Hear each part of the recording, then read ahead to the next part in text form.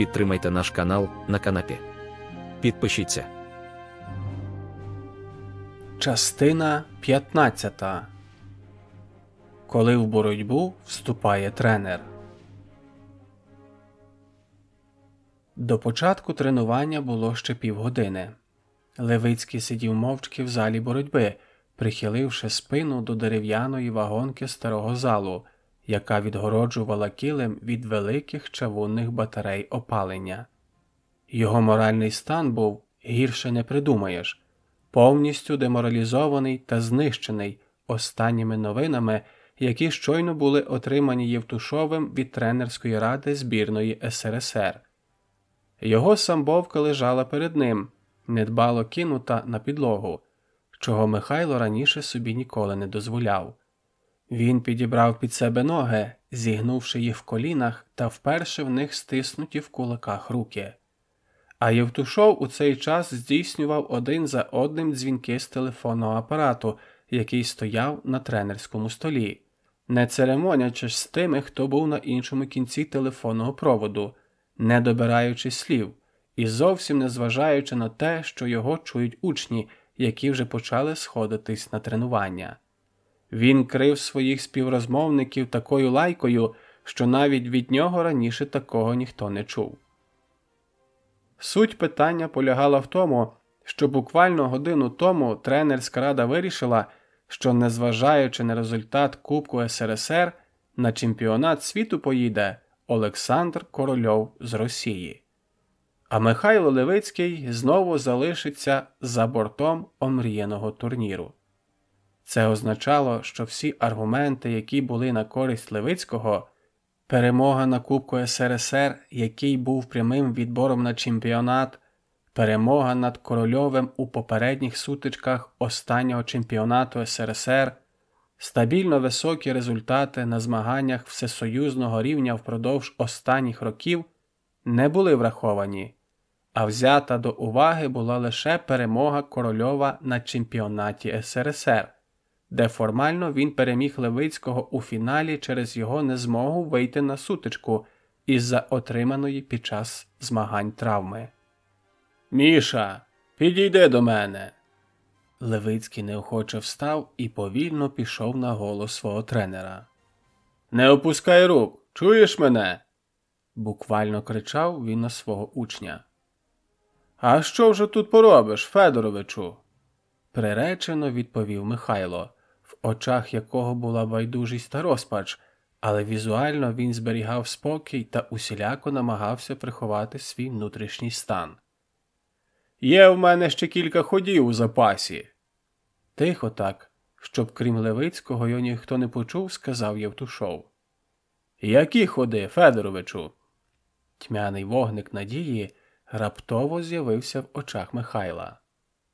«Міша!» – перебив його Євтушов. «Твоє основне завдання зараз – це робити все в точності, як я тобі казатиму, і продовжувати тренуватись, щоб ти був готовий до чемпіонату світу». «Ви думаєте?» Левицькому дуже важливо було почути це від Євтушова. «На сьогоднішній день ти зробив усе, що від тебе залежало», – почав Євтушов. «Інколи настає момент, коли поборотись потрібно тренеру». Євтушов усміхнувся, і чомусь ці його слова, цей упевнений погляд, мужнє досвідчене обличчя та блискуча у його роки фізична форма вселили в Левицького надію. Він відчував силу в своєму тренерові. Відчував, що він його друг, що він на його боці і зробить усе можливе і неможливе задля того, щоб він заслужено поїхав на чемпіонат світу. «Принеси завтра всі свої грамоти зі змагань самбо за останні 5 років». «Добре, принесу», – здивувався Левицький. «А для чого вони вам?» «Льова, це вже не твої проблеми. Просто зроби, що я кажу», – спокійно пояснив Євтушов. «Я тобі все поверну в повній цілісності. Не хвилюйся». «Зрозумів», – відповів Левицький, який не хотів сперечатись з тренером, розуміючи, що потрібно просто довіритися йому. Ввечері, після тренування, Левицький разом зі своїми товаришами сидів у себе вдома, обговорюючи ситуацію з рішенням тренерської ради. Звичайно, остання розмова з Євтушовим дала йому якусь невеличку надію на позитивний розв'язок проблеми, але хвилювання та тривога нікуди не поділись, адже Левицький усвідомлював, що попри колосальні зв'язки та авторитет, повинні існувати речі, на які Євтушов вплинути не зможе.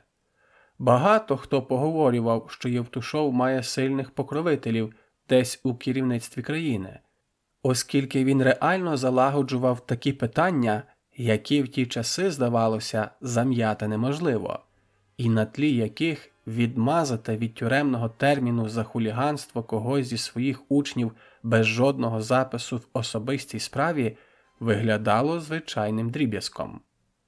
Безперечно, велику роль відіграв тренерський авторитет Євтушова та вміння показувати багато років поспіль високий результат. Його цінували та слухали в «Динамо», а як відомо, саме «Динамо» завжди було частиною Міністерства внутрішніх справ, що особливо в радянські часи було важливим фактором. Також посада старшого тренера Центральної ради «Динамо» СРСР та старшого тренера збірної України з дзюдо, які поєднував Михайло Федорович в різні періоди часу, давали деяке розуміння про рівень зв'язків та спілкування, які відкривались, будучи там.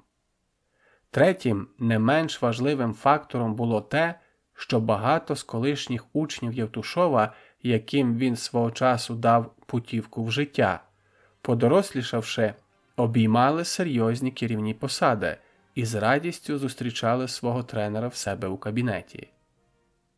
«Льова, ти не переживай, я чув, що Євтушов і не такі справи провертав», – сказав Арас, відпивши трішки ароматного теплого чаю, який разом з кількома видами печива на всіх принесла Михайлова дружина Рома. «Чув він, та про це всі знають», – підтвердив Балабан. «Він, напевно, вже і до міністра додзвонився», – з усмішкою додав він. «А що він тобі сказав, Льово?» – втрутився у розмову Гораль. «Сказав усі грамоти за останні 5 років самбо завтра на тренування принести». Михайло почергово дивився на усіх своїх друзів, серед яких був також присутній Христенко і, звісно ж, Соколов. «А ти що?» – перепитав Гораль. «Ну, а що я?» – здивувався Левицький. «Я вже їх підготував навіть. Ось, лежать у папці складені. Завтра понесу». Левицький кивнув головою в бік серванту, на якому лежала паперова папка. «Правильно, Льова. Євтушова треба слухати. Він знає, що робить», – висловився Арас, який деякий час слухав розмову мовчки. «Я впевнений, що в нього вже є план щодо цієї ситуації». «Я дуже сподіваюсь на це», – не без оптимізму в голосі сказав Левицький. «Відпахати стільки років у залі, не покладаючи рук? Об'їхати стільки зборів? Перемогти у стількох чемпіонатах і всіх, кого тільки можна було? І зараз так?» Михайло зробив паузу. «Дуже прикро буде, якщо...» «Навіть не думай про це, все буде добре», – підбадьорив Соколов. «За тобою, Льово, правда. Ти чесно виборов право брати участь у чемпіонат світу, а тебе нечесно хочуть цього позбавити». «Я знаю, але в житті буває і таке. Я думаю, ви всі знаєте», – жартома запитав Левицький усіх присутніх у кімнаті. «Якщо тобі цікава наша думка, Льово», – почав Соколов, – «і я думаю, що всі тут зі мною погодяться, ну і ми, в принципі, це обговорювали, тобі потрібно продовжувати тренування, готуватись на чемпіонат світу, а решту нехай робить Євтушов». «Ви всі так думаєте?» Христенко, Балабан, Гораль, Туваков і Соколов синхронно кивнули головами. «Я також так думаю. Годі себе картати, бо насправді нема за що. Я зробив усе, що міг, і всі про це знають. І як би там не було прикро чи радісно, нехай вже буде, як буде. Виговорившись в колі своїх друзів, а також прийнявши та відпустивши ситуацію на розсуд долі, Левицький відчув полегшення. Євтушов, не відкладаючи, почав діяти того ж дня, готуючи різноманітні папери, телефонуючи та заходячи особисто в різні державні установи. Він довго сидів та продумував усі можливі варіанти та комбінації розвитку подій, обрав найоптимальнішу, на його думку, стратегію і без жодних вагань почав втілювати її в життя. Михайло Федорович купив собі квиток на літак до Москви і вже домовився про зустріч в Комітеті з фізичної культури і спорту при Раді міністрів СРСР. Його прізвище було широко відоме в стінах цієї установи, тому коли почули, з яким питанням до них звертається заслужений тренер СРСР, йому не відмовили і призначили зустріч у найкоротші терміни. Очікуючи на посадку в аеропорту, він перебирав протоколи чемпіонатів та кубків СРСР за останні 5 років, але винятково у ваговій категорії до 68 кг, в якій виступав Левицький. Уважно аналізуючи кожен з них, він щоразу робив записи у своєму блокноті. Столом йому слугувала паперова папка, яка лежала на колінах. Звісно ж, такі умови було важко назвати зручними, особливо враховуючи всю терміновість та важливість справи. Але справжній динамівський дух Євтушова, загартований роками численних переїздів, змагань, тренувань та зборів, давав йому змогу не звертати на ці дрібниці жодної уваги. Нахмуривши своє серйозне обличчя, він вчитувався в кожний рядок, кожне слово. Шансу на помилку чи прорахунок у нього не було. Євтушов знав на пам'ять результати всіх цих змагань, але потрібно було усе вивірити та з'ясувати до найменших деталей. У літаку він дозволив собі трішки відпочити, заплющивши очі та занурившись у короткий, але доволі продуктивний сон. Тренерський досвід підказав йому, що в цій ситуації відпочинок та свіжа голова є не менш важливими за саму інформацію, яку він терміново збирав і готував останні години. За цей невеличкий проміжок часу він встиг побачити сон, в якому ще зовсім юний Левицький приходить до нього в зал і дивує його своїми підтягуваннями на перекладині, показуючи сильний характер. У московському аеропорту Євтушов упіймав таксі і спершу поїхав у готель. Маючи неабиякий досвід офіційних зустрічей високого рівня, він чітко знав, що тут важливі будь-які деталі, і його зовнішній вигляд також матиме вплив на результати зустрічі. Прийнявши душ в невеличкому готельному номері з телевізором львівської марки «Електрон», стандартним готельним ліжком з тумбочкою та настільною лампою на ній, а також одним єдиним на весь номер стільцем, він почав збиратися на офіційну зустріч. Пізніше він вийняв з чемодана акуратно складені сірий костюм та білу сорочку, в якій він одягався, коли був суддею багатьох змагань з дзюдо та самбо. Часу було достатньо, йому не потрібно було квапитися. Євтушов, як завжди, розпланував усе до деталей. Усе мало бути ідеально, лише так він міг розраховувати на успіх. Перед терміновою поїздкою в Москву він зателефонував Левицькому з деякими розпорядженнями. На час його відсутності Левицький залишався в секції за старшого та повинен був проводити тренування двічі на день за встановленим розкладом. А далі він зробив те, чим запам'ятався усім своїм учням і в чому був весь він – тренер Євтушов. Зняв телефонну слухавку і почав набирати номер. «Алло!» – намагаючись нормалізувати своє пришвидшене дихання, сказав Левицький, який, перервавши тренування, підбіг до тренерського столу. «Це Євтушов!»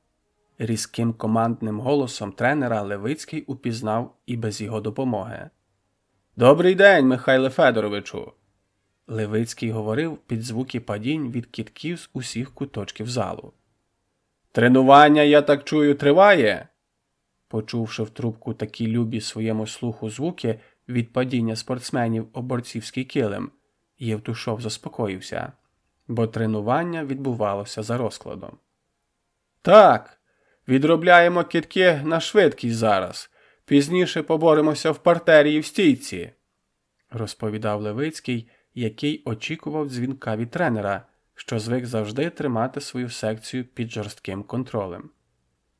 «Після килиму обов'язково зажени всіх у зал штанги на кругове тренування. Розставити всі снаряди, які завжди в нас стоять, і зробити 6 кіл. Ти мене зрозумів, Льова?» «Зрозумів. Зробимо все, як ви кажете».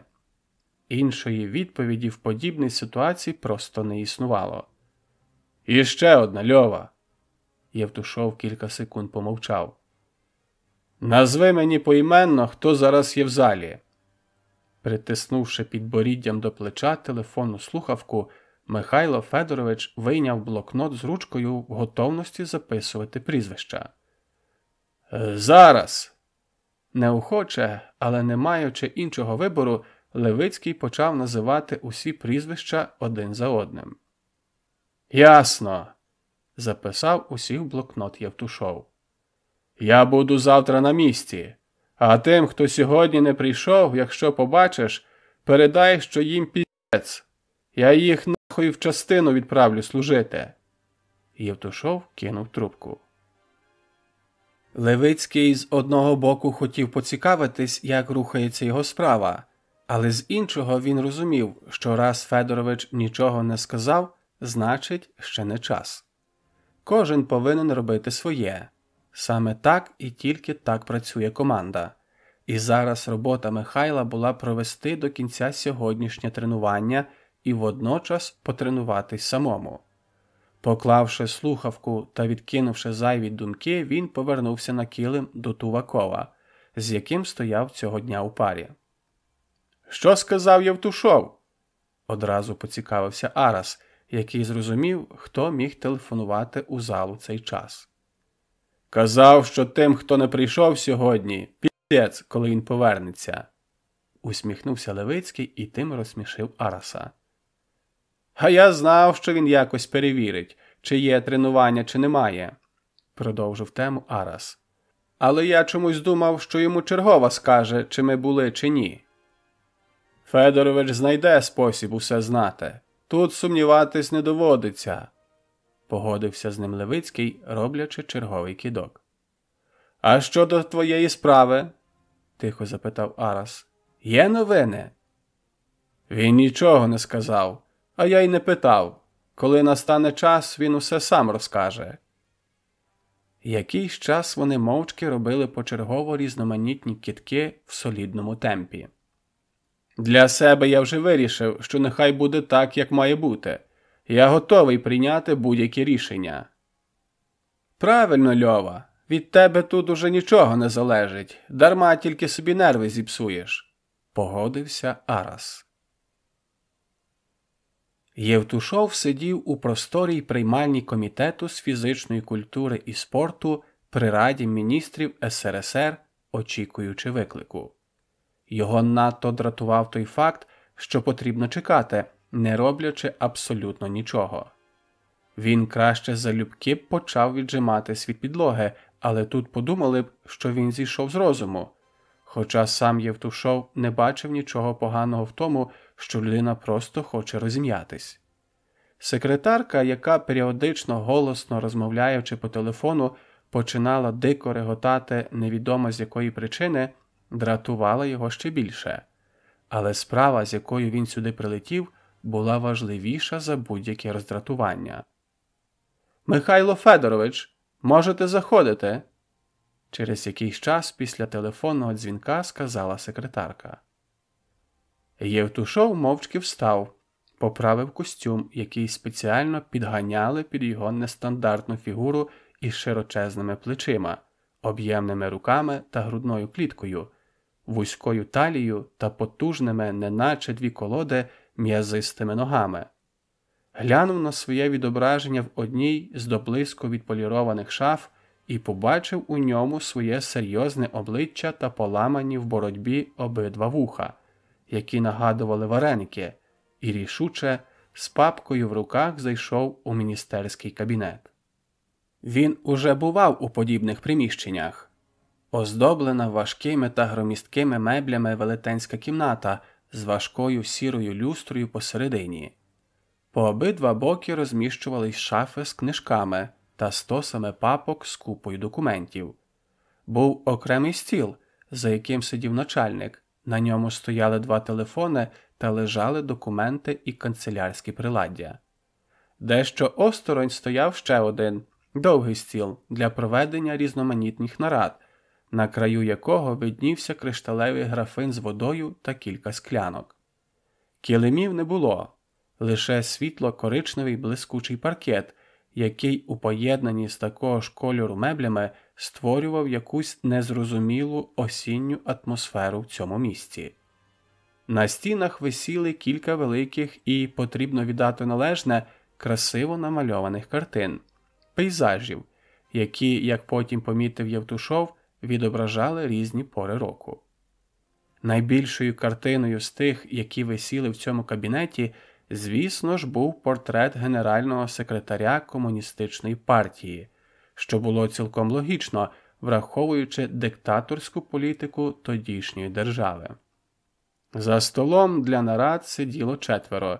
Один з них – хазяїн цього кабінету, інші його підлеглі – працівники міністерства. Усі вони були дуже схожі між собою. Скидалося на те, що це члени однієї сім'ї.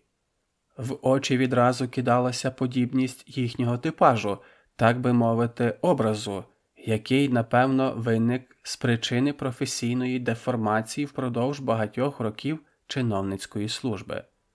Звичайно, те саме можна було сказати і про людей інших професій, зокрема і про спортсменів, які за роки важких тренувань, ламаючи вуха та пальці, розширюючись в плечах та нарощуючи масивні м'язи, ставали багато в чому подібними.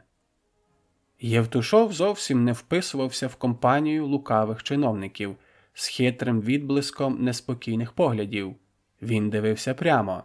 В його очах прочитувалась жорсткість та впевненість. Чиновницькі фігури, які набули грушоподібної форми через тривалу відсутність будь-яких фізичних навантажень, також не були навіть наближено схожими до атлетичної будови заслуженого тренера.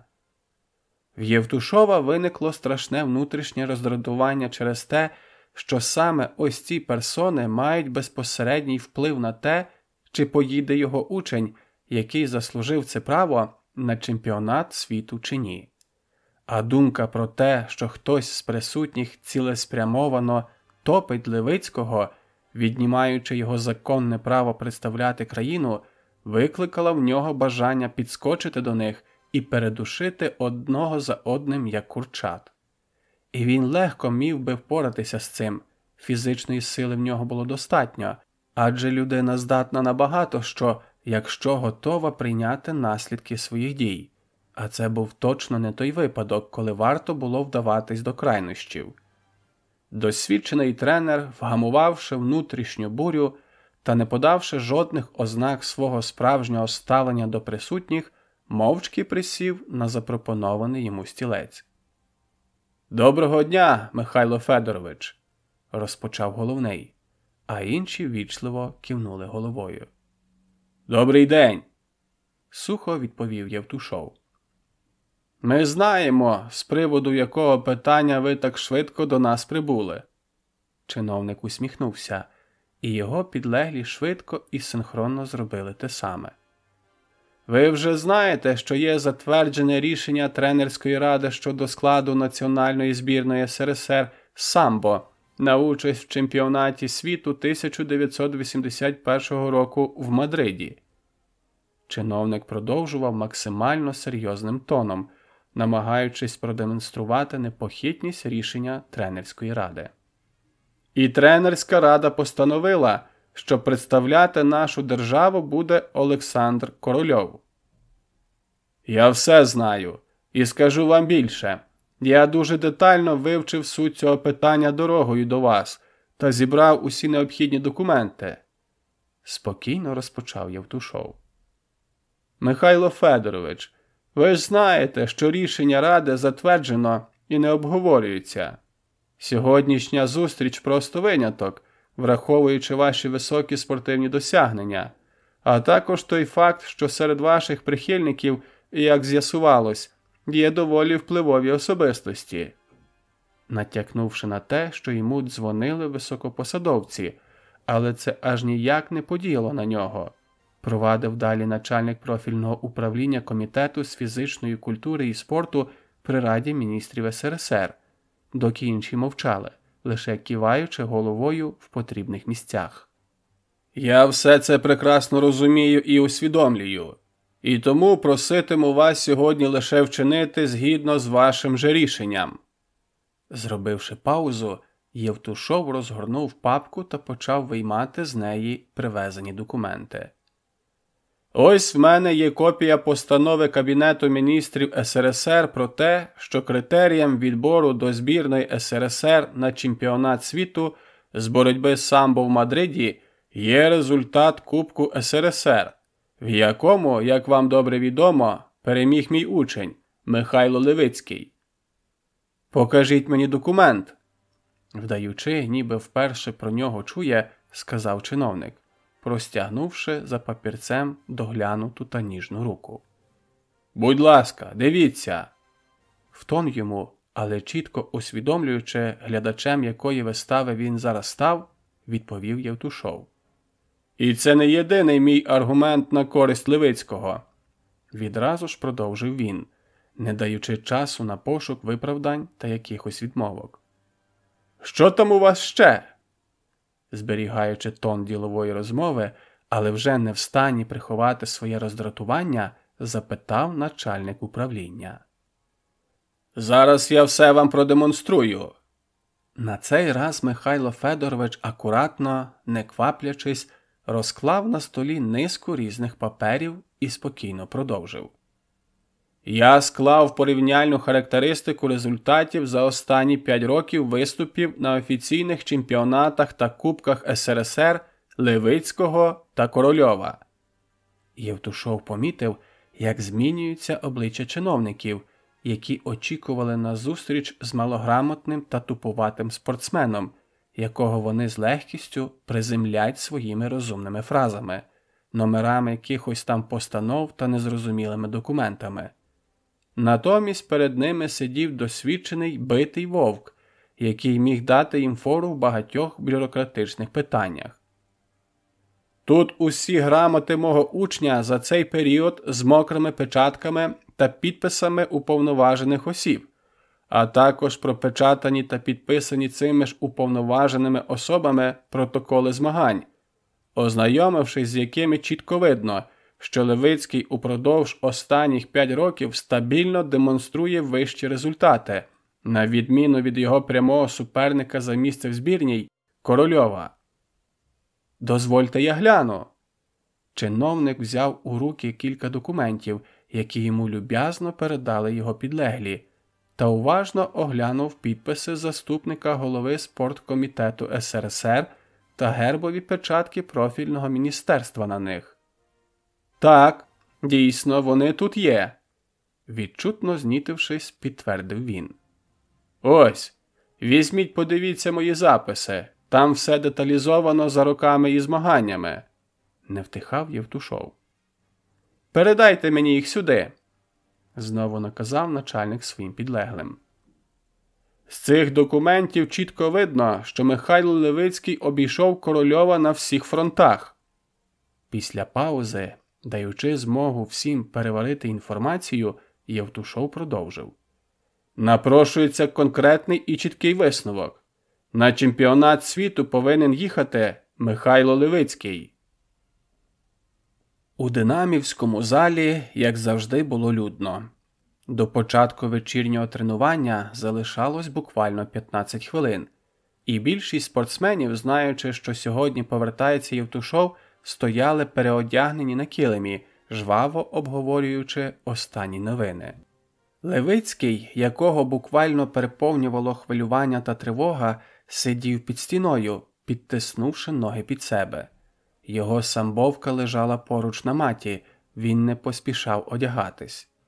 Раптово він встав на рівні ноги, підсвідомо очікуючи чогось, що неодмінно повинно було зараз відбутись.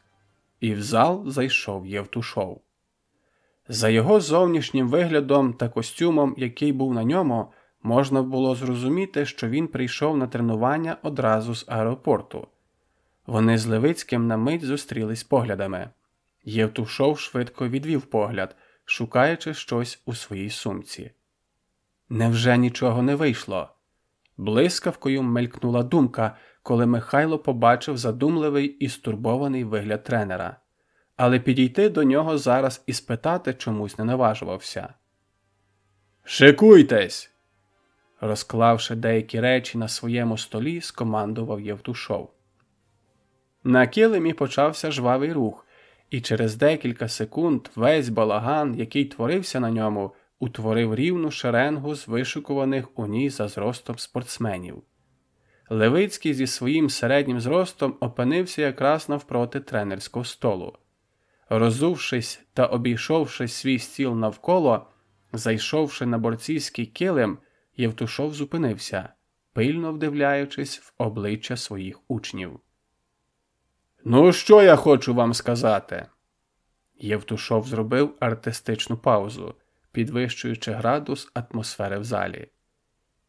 «Можете привітати вашого товариша Мішу Левицького, який представить в наступному році нашу спортивну секцію на чемпіонаті світу з самбо в Мадриді», – урочистим тоном сказав він, на цей раз дивлячись прямо на Михайла. Від раптового сплеску емоцій Михайлові хотілося кричати. Велетенський багатотонний камінь розпачу нарешті злетів з його душі.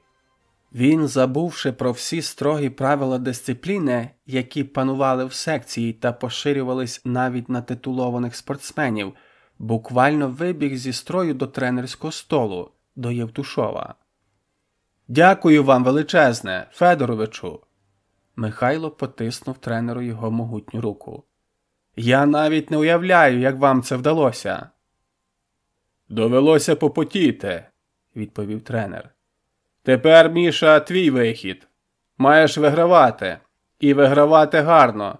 Словом, піздити всіх в одну касу».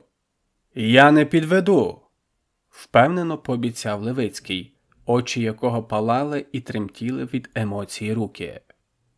«Ну все, ставай у стрій. Пора починати розминку. Затягнули ми щось сьогодні».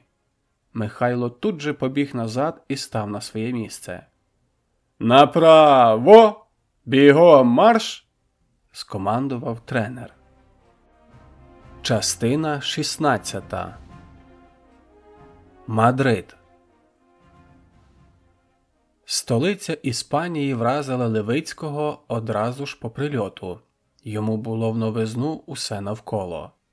На відміну від Євтушова, який в своєму житті об'їздив без перебільшення весь світ, буваючи в Японії, Кореї, Австралії, США, у всіх країнах Європи та Азії, для якого Мадрид був справою буденною. Делегація збірної СРСР їхала на цей мундіаль в статусі однозначного та беззаперечного фаворита.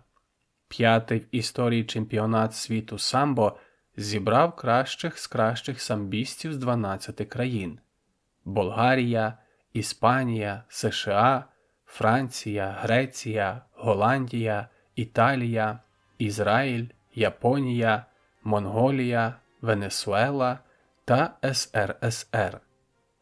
Упродовж двох змагальних днів, 28 лютого та 1 березня, вони повинні були розіграти між собою 10 комплектів нагород в 10 вагових категоріях до 48, 52, 57, 62, 68, 74, 82, 90, 100 та понад 100 кілограм. В кожній з цих вагових категорій збірна Союзу мала спортсмена, який реально претендував на золоту нагороду. Усі учасники в кожній ваговій категорії були зібрані в одну групу, де сутички відбувались за круговою системою. Це означало, що Михайло Левицький повинен був боротись з усіма своїми суперниками без винятку, що було деяким мінусом. З іншого боку, така система давала право на помилку, бо навіть програвши одну сутичку, теоретично можна було посісти перше місце. Левицького дуже вразив рівень організації та підхід іспанців до проведення чемпіонату. Їхню команду, як і усіх інших, з аеропорту забрав шикарний за тими часами автобус та відвіз у красивий, охайний і атмосферний готель в історичній будівлі центральної частини міста. Палац спорту, який розташувався відносно недалеко від готелю, мав також свою дуже класну та надихаючу атмосферу. Він вражав своїми розмірами та простотою і практичністю водночас.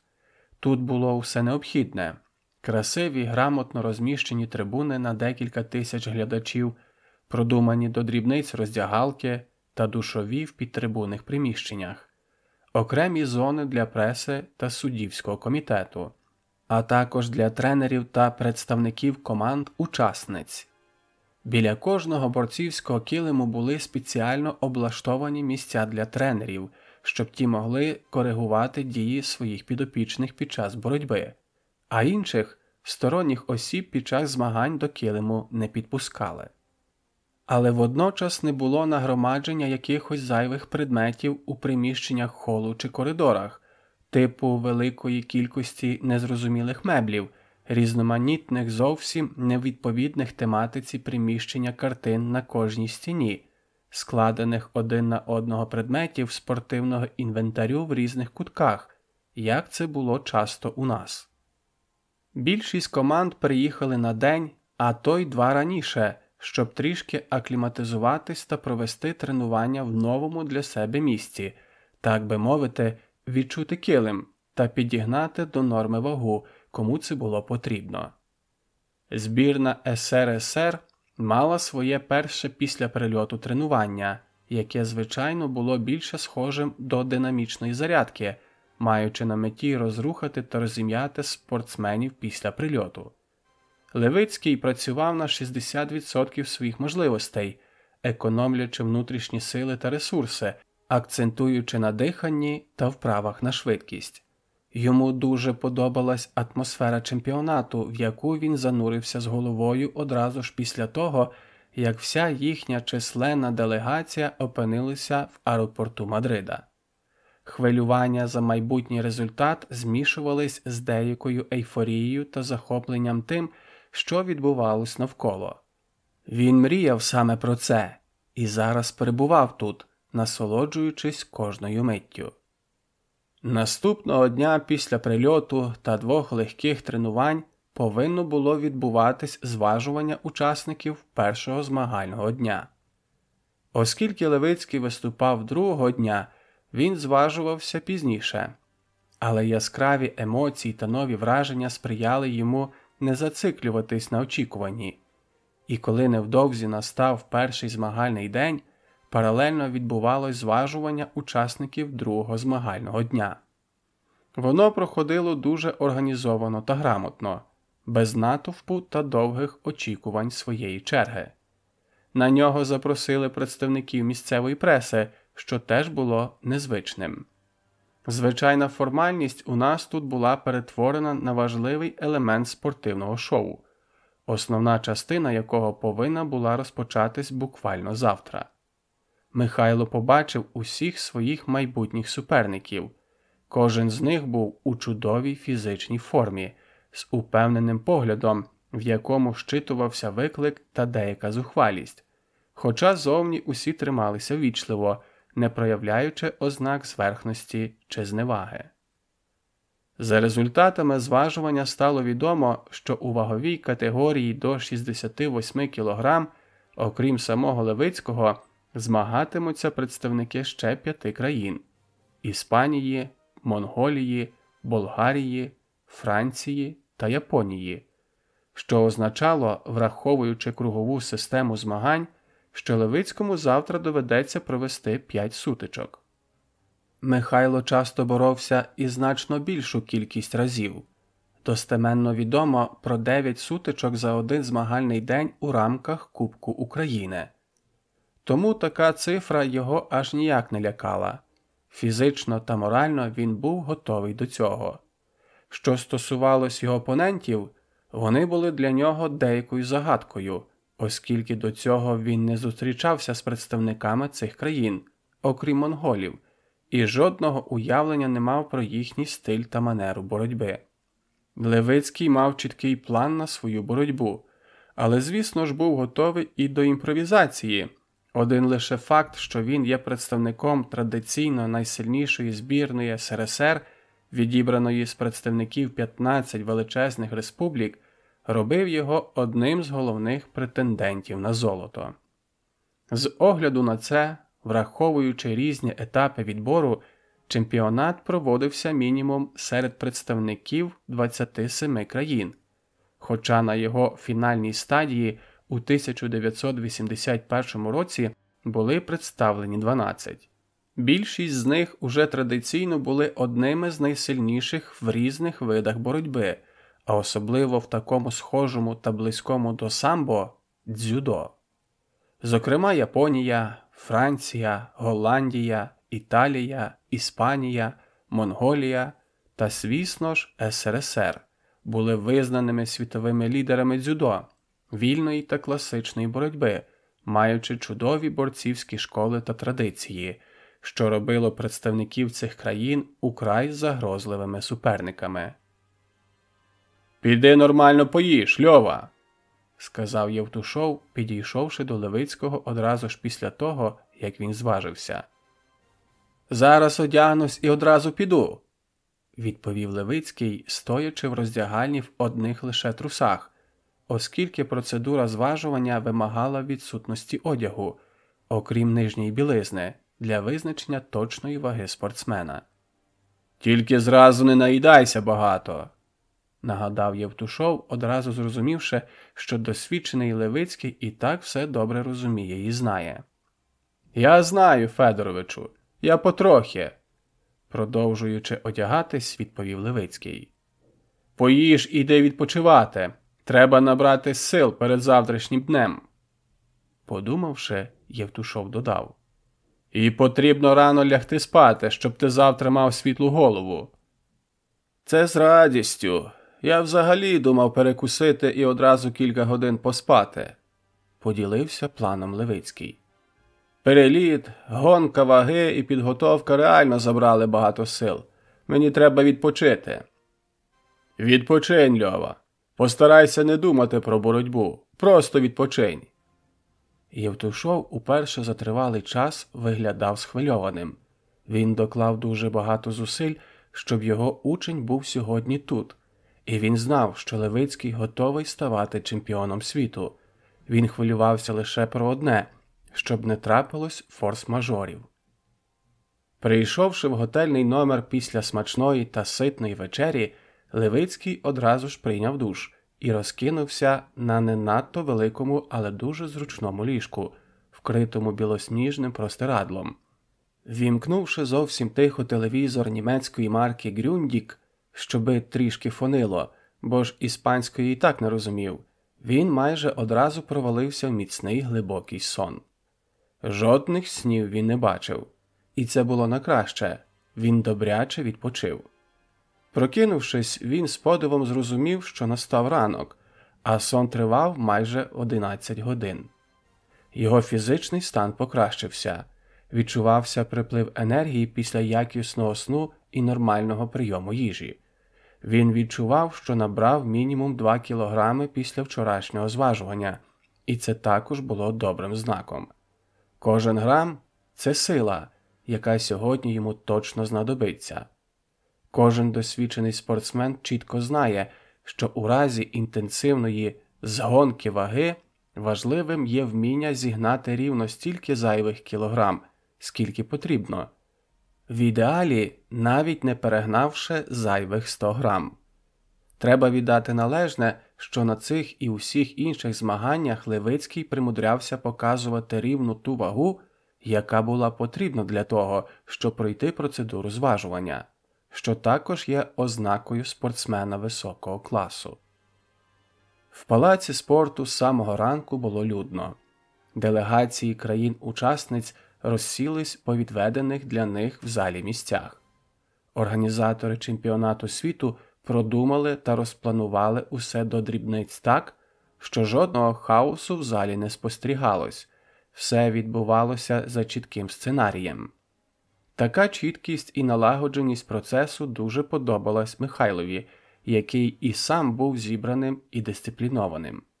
Єдине, що його бентежило, це величезна кількість журналістів і телевізійних камер, серед яких, окрім місцевих, були присутні також американські та японські. Вони стояли по усіх боках борцівського килиму, а також на виході з-під трибунного приміщення, звідки на сутички почергово з'являлись спортсмени. Подібні змагання він раніше бачив лише в телевізорі, а сьогодні по телебаченню покажуть його. Це відчуття було якимось незвичним для скромної натури Левицького. Першим суперником Михайла мав стати Дамдин Цендейн з Монголії, чого Левицькому дуже не хотілося, адже монгол був чинним чемпіоном світу зі самбо та срібним призером Олімпійських ігор 1980 року, що робило його живою легендою боротьби.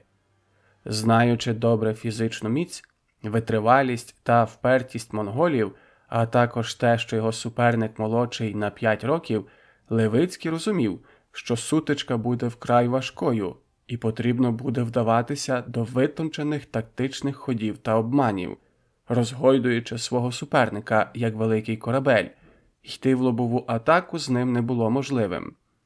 Саме тому Левицький хотів першу сутичку провести з будь-ким іншим, щоб відчути боротьбу та трішки розборотись перед цією вкрай складною сутичкою. Але з іншого боку, вони обоє були в рівних умовах.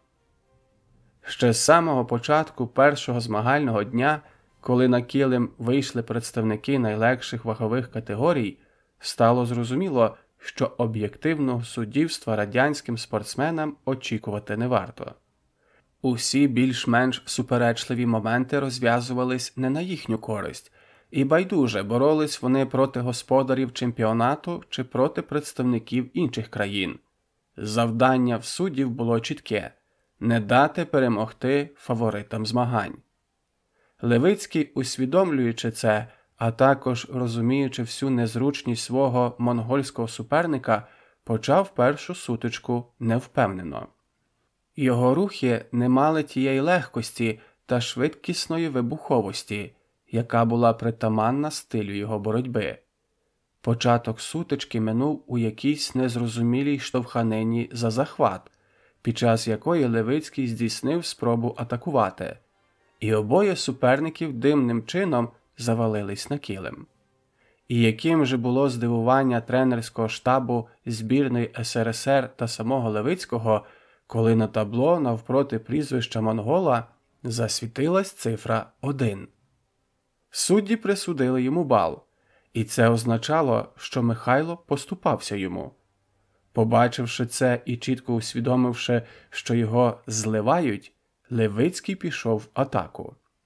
Одна з них завершилась чітким падінням Дамдина Цендейна на живіт, що мало оцінюватись в 1 бал. Але попри всі апеляції тренерів СРСР, суддівський комітет чемпіонату світу думав інакше. «Дотискай його, Льова!»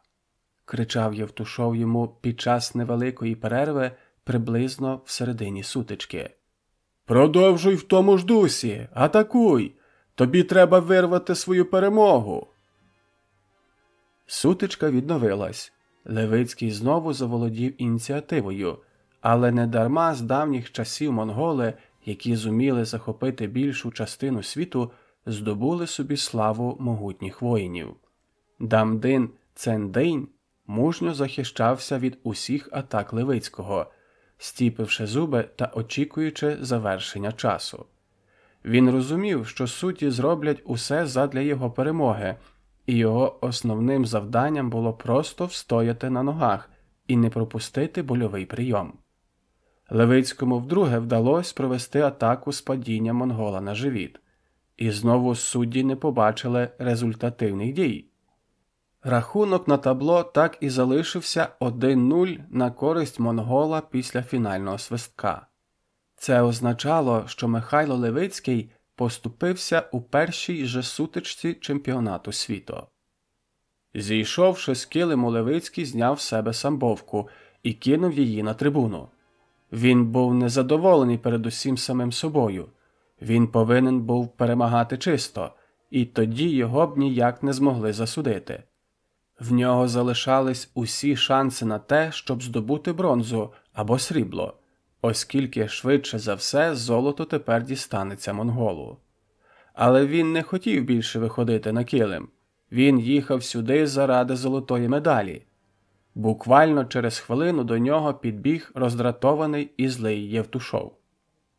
«Гандони штопані!» Розпочав він свою словесну тираду з просто неймовірною кількістю лайливих зворотів.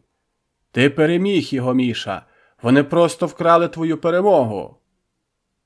«Ну, тепер від цього не легше, Федорович», – відповів Левицький, якого розпирало від злості. Вперше в житті спокійний і врівноважений Михайло був готовий кинутись з кулаками в бій і ламати усіх своїх суперників направо і наліво. «Я пролетів», – розчаровано сказав він. «Не поспішайте!» – різко обірвав його Євтушов, і тільки зараз Левицький помітив, що він розмахує протоколом змагань, який тримає в своїй руці. «Якщо я правильно розумію, задум місцевих суддів, то вони будуть протягувати на перше місце іспанця», – дещо загадково продовжив він. «Ну і що з цього?» – запитав Левицький. «Ти поступився монголу мінімально», – розпочав Євтушов. «Другу сутичку монгол бореться проти іспанця. Правильно?» – уточнив Євтушов, дивлячись на Левицького. «Так, їм уже сказали приготуватись через кілька сутичок», – відповів Левицький, який не знав, до чого хилить Євтушов, але чисто інтуїтивно відчув деякий проблиск надії. «Якщо зараз іспанець виграє в монгола хоча б 2-0, а ти потім переможеш іспанця з більшою різницею, то ти станеш чемпіоном, розумієш?» – запитав Євтушов. «Не все ще втрачено. Одягай самбовку і чекай на їхню сутичку», – додав він. «А якщо іспанець програє?» – уточнив Левицький. «Не програє. Повір моєму досвіду. Його за вуха витягнуть, ось побачиш». Євтушов дивився на Левицького повними ентузіазму та оптимізму очима. «Федоровичу, сподіваюсь, що ви, як завжди, маєте рацію. Але тобі, Міша, в будь-якому разі потрібно буде розривати всіх нахуй в кожній сутичці. Розумієш мене?» Не дочекавшись відповіді, Євтушов продовжив. «Я ж бачу, що ти завжди не до кінця розкриваєшся. Тобі бракує злості. Розізлись!» «Що ви маєте на увазі, Федорович?» – здивувався Левицький. «Ти надто стримуєш себе під час боротьби. Тримаєш гнів і агресію в собі. Випусти всю силу, яка в тебе є всередині, назовні. Зроби це зараз, і ти зметеш всіх, як ураган». Євтушов говорив, стиснувши праву руку в кулак та жестикулюючи нею. «Ну, я і так стараюсь». Від промови Євтушова Михайла накрило сум'яття. «Міша, не треба старатись. Треба вийти і поламати іспанця та всіх інших так, щоб не було запитань ні в кого». Євтушов підвищив тон, але не кричав. «Невже ти не розумієш, що весь цей театр абсурду, який влаштували судді, спрямований проти тебе? В них завдання не дати нашій збірні перемогти в медальному заліку». «Розумію», – впевнено і зі злістю в голосі відповів Левицький. «Хороший хлопець – це не професія, це хуйня», раптово додав Євтушов.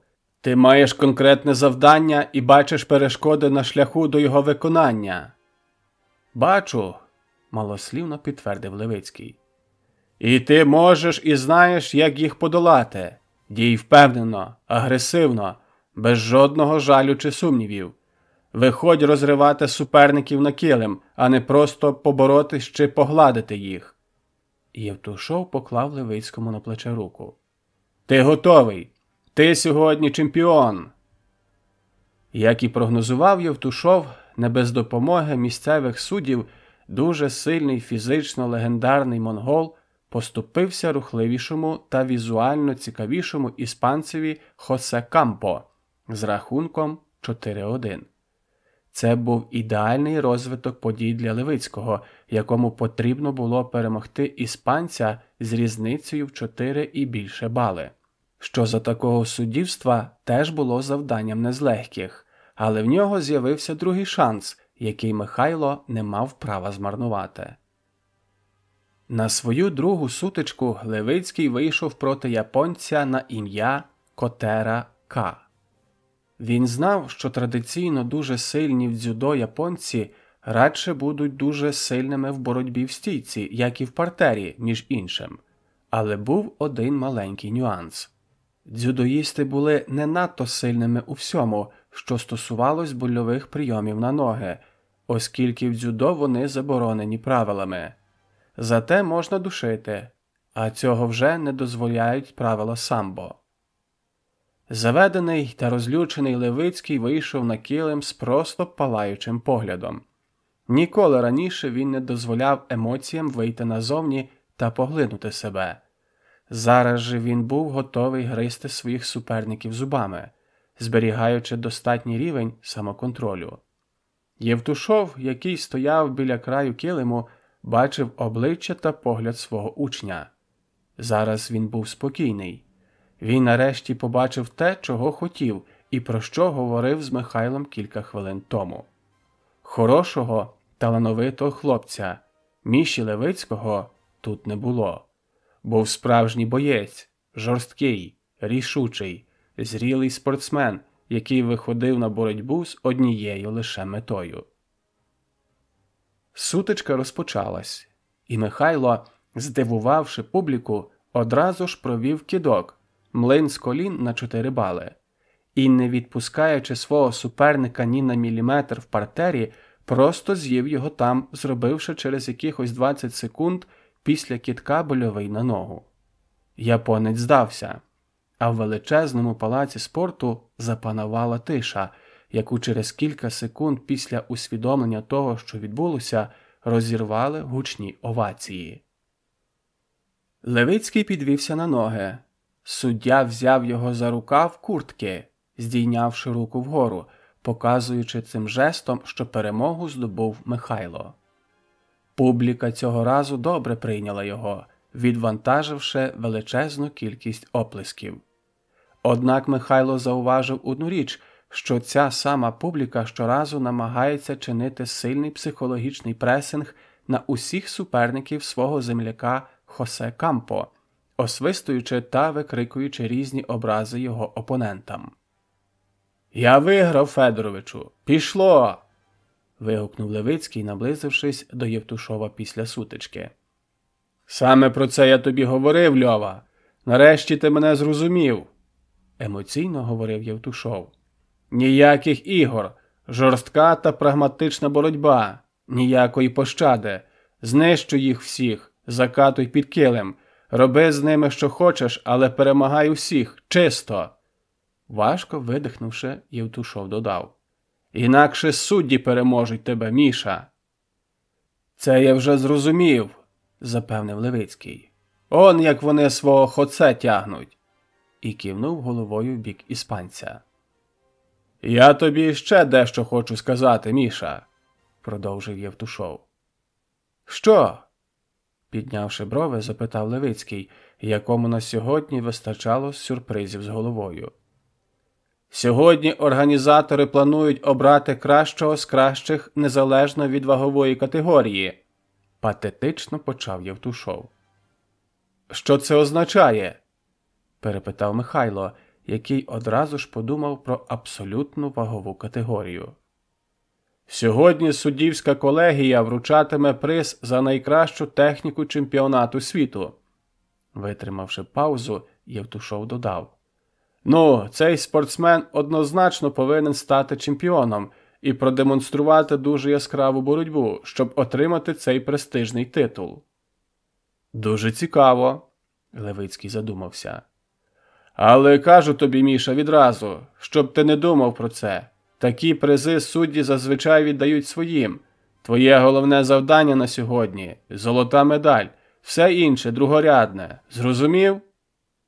Євтушов пожалів, що сказав амбітному Левицькому про цей приз, бо боявся, що бажання здобути його не вплинуло на боротьбу Михайла, але вже було пізно.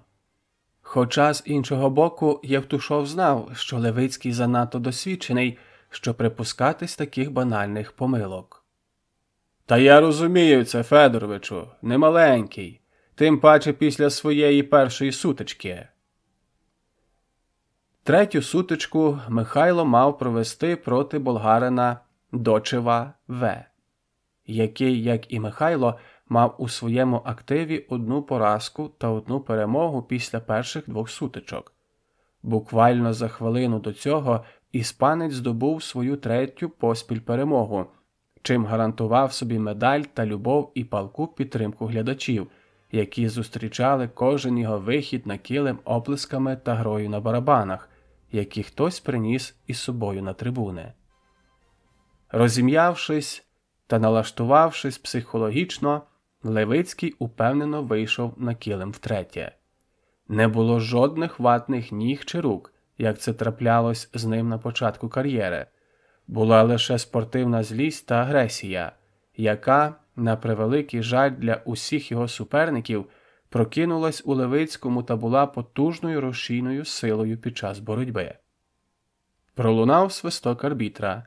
Суперники потягнулись за захватом, і в ту мить, коли болгарин тягнув обидві руки до Левицького, щоб вхопити його за самбовку, Михайло різко перехопив захват та, використовуючи інерцію суперника, швидким рухом підвернувся на підхват, і Дочев злетів високо над килимом, приземлившись на повну спину. Арбітр показав 4 бали на користь Левицького, який вже проводив утримання, після якого, отримавши в свій актив ще 4 бали, швидко перейшов на больовий прийом на руку. Болгарин здався, коли відчув сильний біль у своєму лікті. Михайло здобув свою другу перемогу, що впритул наблизило його до медалі. Але за золото потрібно було ще поборотись. Попереду залишались 2 сутички. Одна проти француза та остання з іспанцем, яка мала б стати сутичкою за золото чемпіонату світу. Змагання відбувалися доволі динамічно, і часу на відпочинок у спортсменів було обмаль. Хоча Левицький, який витратив на останні 2 сутички менше 2 хвилин, не потребував відпочинку, він хотів боротись і перемагати. Оголосили, що через 2 сутички йому знову виходити на килим. Він був готовий. Його суперник Сєнієжан М., який у попередній сутичці з японцем у запеклій боротьбі здобув перемогу, зберігав шанси на бронзову медаль. А це означало, що він буде робити все, щоб перемогти Левицького. Іншого шляху в нього просто не існувало. Михайло виходив на килим на свою 4-ту, передостанню сутичку сконцентрованим і налаштованим рішуче. Всі його думки були сфокусовані на боротьбі, його дихання було спокійним і рівномірним. Усі відчуття та інстинкти загострились. Його організм був переведений в бойовий режим. Роки самовідданих, дуже важких тренувань перетворили його на справжню бойову машину. В якусь мить Левицький згадав про своє коліно, яке зовсім трішки поболювало, нагадуючи про себе. Але чомусь він твердо відчував, що сьогодні травмована нога його не підведе. Спортсмени вийшли на середину килиму. Пролунав свисток. Француз з перших секунд почав діяти приземисто і обережно. Показавши рух вперед, Михайло різко змінив напрямок атаки із жорстким зачепом, заробивши на перших секундах 4 бали. Дивлячись попередні сутички Левицького, французький самбіст чітко розумів, що партер – це смерть. І він, неначе пробка від шампанського, одразу ж вилетів на прямі ноги, рятуючись від Михайла в стійці. Левицького такий сценарій розвитку подій аж ніяк не здивував. За роки виступів він звик, що більшість суперників уникає боротьби в партері з ним.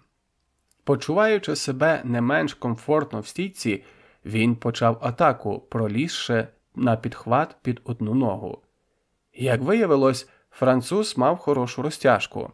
І, стрибаючи на одній нозі, він зняв свою ногу з ноги Левицького, який одразу ж зробив йому передню підніжку, залишившись у стійці. Чистий кидок, і знову перемога на першій хвилині сутички. Зірвавши овації глядачів, Левицький стояв на килимі, очікуючи, коли арбітр підніме його руку в знак перемоги. Заспокоївшись, він помітив, що його знімає одразу кілька телевізійних камер, які фіксували кожну його сутичку. Це була третя поспіль чиста перемога Левицького. Іспанець також не відставав, здобувши свою 4-ту перемогу, як і монгол, який з 4 своїх сутичок програв лише одну. Трійка призерів була визначена. Залишилось з'ясувати, хто саме з цієї трійки стане чемпіоном, хто посяде 2 та 3 місце. Монгол швидше за все здобуде свою 4-ту перемогу в завершальній сутичці і очікуватиме результату сутички Левицького проти Кампо, який і вплине на розподіл медалей. Михайло зайшов у роздягалку, яка розміщувалась під трибунами, побути в тиші й подумати. Якщо він переможе чисто, він автоматично здобуває золоту медаль. Іспанець – бронзу, а монгол в разі перемоги над своїм останнім суперником – срібло. Він перебував у буквальному сенсі за 1 крок від омріяної мети, і зараз було дуже важливо не перегоріти емоційно, не дати психологічну слабину, а дійти цей шлях до кінця, здобути омріяний результат, а тоді вже можна буде й розслабитись, і навіть закінчити свою спортивну кар'єру, якщо з'явиться таке бажання. «Я знав, що знайду тебе тут», – сказав Євтушов, відчинивши двері в порожню роздягалку, де, окрім Левицького, нікого не було. «Мене почав грузити весь цей шум у залі. Я вирішив побути в тиші», – пояснив свою присутність тут Михайло. «Правильно. В тебе ще є час перед сутичкою. Відпочинь. Впорядкуй свої думки. Зараз найважливішим є те, з яким настроєм ти підеш на килим». Євтушов говорив дуже спокійно, не кваплячись, чітко вимовляючи кожне слово, щоб Левицький добре його розчув. «Коліно як?» – поцікавився він раптово. «Все добре. Трішки ниє, але воно мені не заважає зовсім», – відповів Левицький чисто рефлекторно, за звичкою, потираючи ногу. «Все складається добре, Міша», – підсумував сказане Євтушов. «Так», – важко видихнувши і з деяким хвилюванням у голосі, сказав Левицький. «Тебе щось хвилює?» – запитав тренер, побачивши хвилювання Михайла, що в такий момент було цілком нормальним явищем. «Все ніби нормально, аж занадто», – почав Левицький. «Завжди були якісь нюанси, і тут все почалось, м'яко кажучи, не дуже». Михайло стишив голос, ніби боявся наврочити. «А зараз все пішло так, як я тільки міг мріяти». «Ти переживаєш через це і чекаєш, що щось може статись?» – уточнив Євтушов. «Не те, що переживаю, але відчуття якесь дивне». Левицький глибоко вдихнув повітря. «Льова, тобі зараз потрібно викинути всю цю хуйню з голови, добре розім'ятись, так, щоб пропотіти, і виходити на килим робити свою улюблену справу». Голос Євтушова був жорстким та категоричним. «Ти все життя йшов до цього.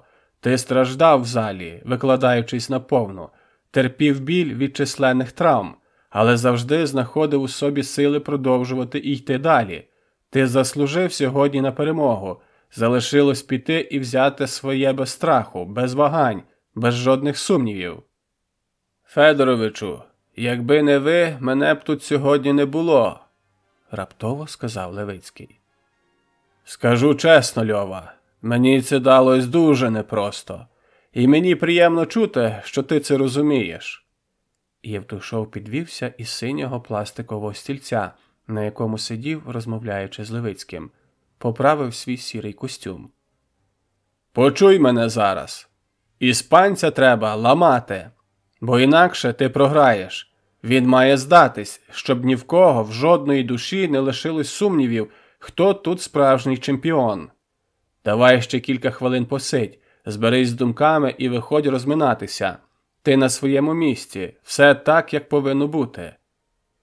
Левицький мовчки кивнув головою і, залишившись наодинці ще на кілька хвилин, також вийшов з роздягалки. Розминаючись, Михайло чув і бачив, який шалений тиск здійснюють трибуни на всіх суперників своїх земляків. Він розумів, що на нього вони тиснутимуть з подвійною силою, бо на кону золота медаль. І глядачі з нетерпінням очікують 5-ту сутичку Хосе Кампо, яка, за їхньою думкою, також має стати для нього переможною, як і 4 попередні. Але це не входило в плани Левицького, який, маючи справжній сильний динамівський дух, був налаштований рішуче. Вирішальні сутички в кожній ваговій категорії відбувались на одному центральному килимі. Організатори змагань підвели все так, щоб в кінці змагань лишились ті пари учасників, які розігруватимуть між собою медалі. У ваговій категорії Левицького залишалось провести 2 останні сутички. Першими на килим виходили монгол Дамдин та болгарин Дочев. А одразу після їхньої сутички мала настати фінальна розв'язка в цій ваговій категорії за участі Левицького та Кампо, які визначатимуть остаточний розподіл призових місць. Розім'ятий та готовий до сутички Левицький стояв у підтрибунному широкому, але недостатньо освітленому коридорі, готовий виходити на килим. Всі учасники виходили в супроводі свого тренера, що давало дійству видовищності, а спортсменам – упевненості. Він бачив свого майбутнього суперника, який стояв на іншому боці того ж коридору, жваво обговорюючи щось із своїм тренером, періодично кидаючи на Михайла зухвалий погляд. Євтушова не було, і це, як не дивно, якимось чином хвилювало Михайла, який, дивлячись на діалог 2 іспанців, раптомо захотів також побачити свого тренера. Монгол з болгарином вже розпочали свою сутичку, і, судячи з криків, хтось з них провів результативну атаку. «Готовий?» – запитав Євтушов, який раптово з'явився з бокових дверей, що вели до роздягалки. «Готовий, Федоровичу. Я дуже довго готувався до цієї миті», – твердо і впевнено відповів Михайло. «Ти маєш його розмазати!» Абсолютно не переймаючись тим, що його можуть почути і зрозуміти іспанці, говорив своє Михайло Федорович. «І не тягни! Виходь і одразу ж розривай його! Зрозумів?» «Так», – відповів Левицький, який максимально сконцентровано сприймав кожне слово тренера. «Чим довше ти будеш тягнути, тим більше даси змоги суддям тебе з'їсти!» Євтушов стукнув своїм кулаком об долоню іншої руки. Він хвилювався. «Я розумію, у них не буде такої можливості». Крізь зуби процідив Левицький, ще не заспокоївшись після тієї образи, яку завдали йому судді в першій сутичці. «Коли вийдеш на килим, ти опинишся сам посеред урагану», – задумавшись, Євтушов продовжив. «Трибуни намагатимуться тебе затиснути, Судді хотітимуть за першої ж нагоди присудити перемогу твоєму супернику. Єдине, що ти матимеш проти цього шаленого тиску – свій дух, техніку та силу. Я довго готував тебе, вклав у тебе все, що зміг. Я знаю, на що ти готовий. Твій час настав. Зроби це. Пролунало оголошення, що монгол здобув перемогу за очками.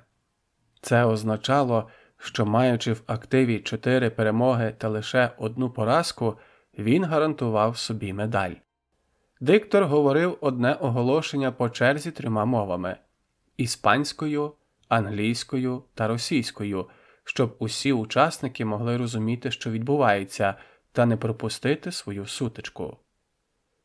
На килим викликали наступних учасників для боротьби. Левицький, який за деякий час звик до слабкого освітлення коридору, одразу примружив очі від яскравого світла, вийшовши з-під трибуни через спеціально обладнаний коридор, вздовж якого було багато журналістів та фотографів. Він ішов не надто поспішаючи, але й не повільно, впевнено ступаючи. Об'єктиви телевізійних камер, які впіймали його відразу при вході в зал, неначе зміїні голови крутились, стоячи на місці та супроводжуючи його поглядом своєї скляної лінзи, схожої на велике око. Спиною він відчував, що позаду нього разом з ним йде його тренер, прикриваючи його тил та додаючи впевненості в собі. Трибуни одразу почали освистувати Левицького, адже він мав боротись з їхнім співвітчизником. Михайло не звертав на це уваги, і що більше, він майже не чув трибун. Усі звуки зараз були приглушеними. Максимальна концентрація уваги та фокусування свідомості на борцівському килимі були зараз на першому плані. Він добре відчував власне дихання, і здавалося, що і пульс також. Час знову ніби застиг, і всі рухи навколо відбувались неначе у сповільненій зйомці. Раптово трибуни вибухнули оваціями. По-футбольному весело зазвучали барабани. В залі з'явився господар турніру – Хосе Кампо. Він жваво і швидше за Михайла пройшов коридор, обліплений журналістами ЗМІ з обох боків, та вийшов на килим у кут навпроти Левицького. Ведучий ще раз оголосив, що зараз відбудеться вирішальна сутичка чемпіонату світу з боротьби самбо в ваговій категорії до 68 кг, та нагадав глядачам імена обох її учасників. Михайла трибуни знову освистали, а Кампо вони вітали стоячи, аплодуючи йому. «Заткни їм всім рот, Міша!» – сказав Євтушов, підійшовши до краю килиму. «Покажи їм нашу динамівську школу!» Останні слова тренера ще звучали в голові Михайла Левицького, коли арбітр запросив обох учасників на середину килиму потиснути один одному руку. Трибуни заревіли, неначе велетенська динамо-машина, поступово набираючи обертів та виходячи на свою максимальну потужність. Суддя дав свисток. Левицький відчув приємний холод в своєму тілі, якого не відчував раніше, який, розтікаючись по усіх його кінцівках, наповнював кожну частину адреналіном та бажанням іти в атаку, надаючи впевненості та сили. Левицькому сподобалось це дивне відчуття, бо чомусь саме цієї миті він зрозумів, що його суперник приречений.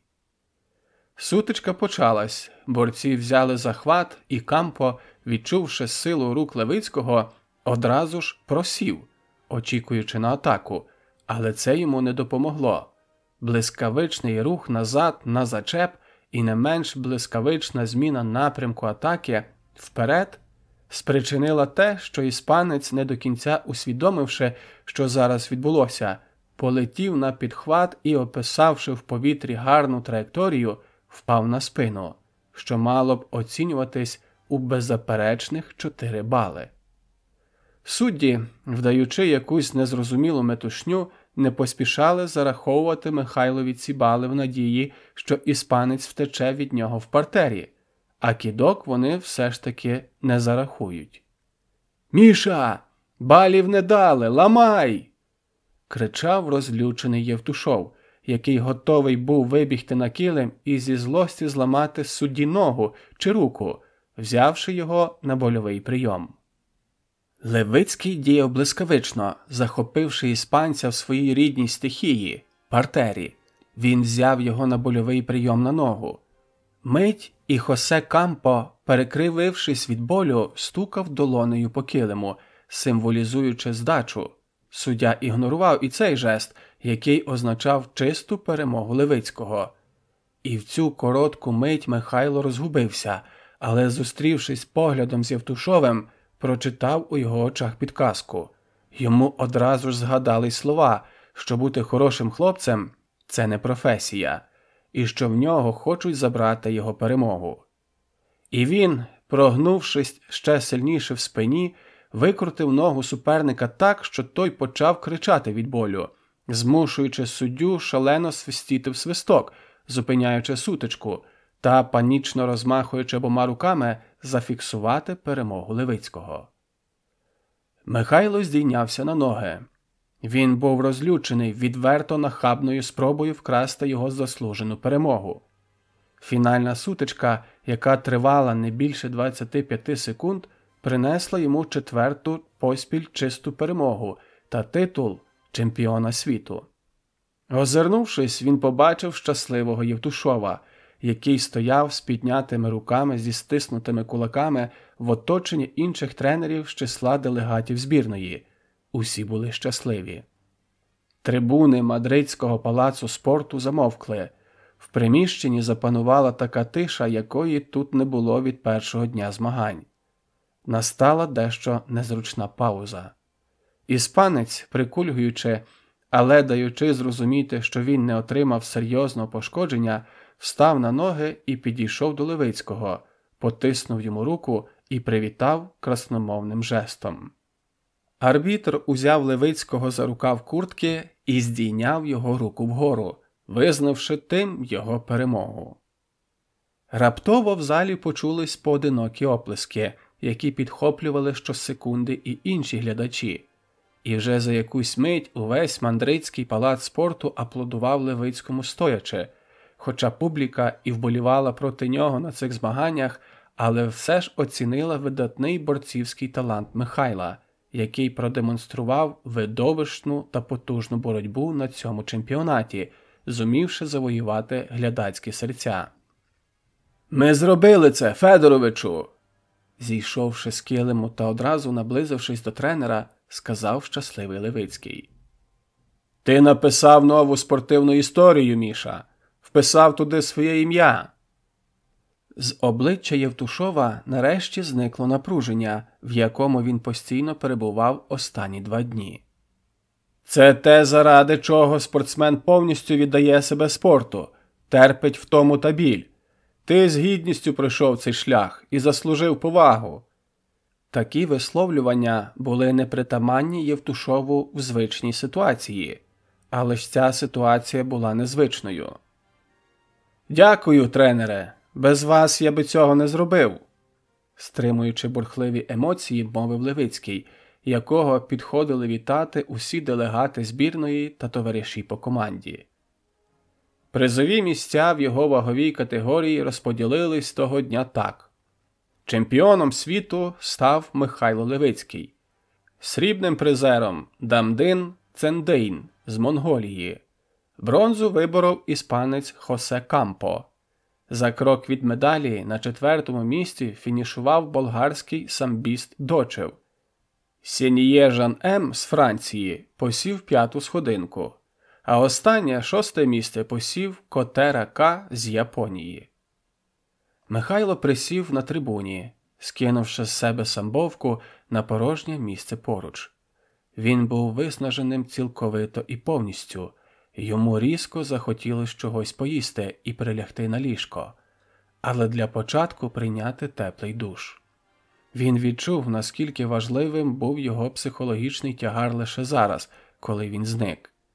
Левицький двигав його на собі впродовж багатьох років, відтоді, коли чітко усвідомив для себе свою вершину, яку він сьогодні покорив. Він зрозумів, що кожну амбітну ціль, як і всі інші життєві прагнення, можна розглядати з двох боків. З одного, ця мета надихає та надає сил у критичних ситуаціях, допомагаючи творити неймовірні речі. З іншого, вона стає відчутним тягарем, оскільки постійні думки про неї та сумніви і випробування на шляху до її здійснення надто виснажують як фізично, так і морально того, хто чітко, незважаючи ні на що, до неї прямує. Важливим було те, що саме зараз у Левицького зникли останні сумніви. Він визначив для себе одну річ, яка часто не давала йому спокою. Михайло усвідомив, що його життєве самозречення, довгий шлях, який уже за плечима, були варті того, що він переживав зараз, і його надзусилля були немарними. Тому він сидів умиротворений, сповнений внутрішньої гармонії та спокою, очікуючи офіційного вручення золотої медалі чемпіона світу. До нагородження залишались лічені хвилини. Завершилась остання фінальна сутичка другого змагального дня, і врешті оголосили, що чемпіонам та призерам потрібно готуватись до церемонії нагородження. На п'єдестал одного за одним почали запрошувати чемпіона та призерів кожної вагової категорії з тих, хто боровся в другий змагальний день, від легших до щоразу важчих. Дійшла черга і до Левицького, який, зійшовши на найвищу сходинку, одразу був засліплений величезною кількістю спалахів фотокамер кореспондентів, які стояли неподалік від місця, де безпосередньо відбувалось нагородження, утворивши фігуру в формі півкола. Михайло тоді ще не усвідомлював усього масштабу та значимості своєї перемоги, на відміну від Євтушова, учні якого вже ставали чемпіонами світу і який просто сяяв від щастя та гордості за Левицького.